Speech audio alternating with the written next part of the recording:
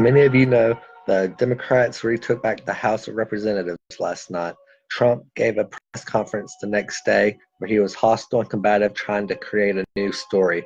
He he actually did reshare doctored videos of Jim Costas, and it is clear that it was him that was being assaulted, as the microphone was a part of his hand, and by law that is an extension of one's body.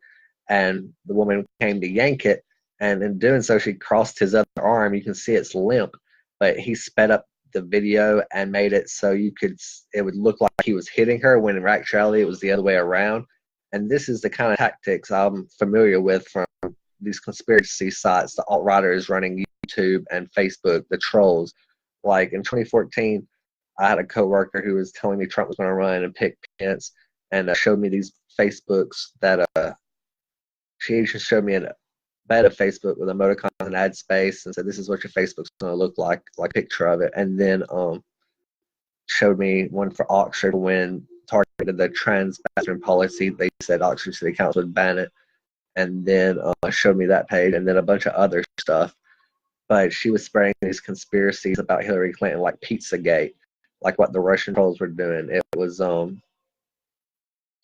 they've recruited a lot of alt-righters now, and there are Americans. That's why Putin says, I think it was Americans. Like, they were working with Russian intelligence, like WikiLeaks, like to Julian Assange, Snowden. This is what his operations concerning them were towards, much like the attack on our Cuban embassy workers and them taking down our Predator drones. It's cyber warfare by Russia, and Trump bowed to him in Helsinki, and he gave that disastrous press conference again yesterday. And this isn't the first time he reshares horrible tweets. There was another one with basically saying that the Parkland shooters was a hoax. That's exactly the kind of crap she was spreading, saying that Sandy Hook was a lie.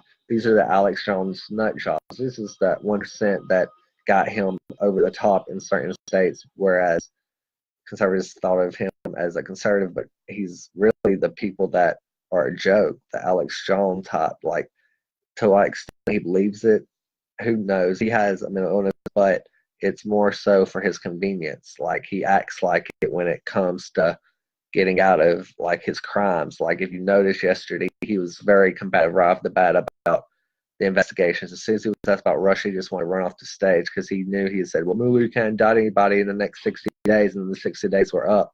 And that was what Jim Acosta was asking, and he wanted to run off.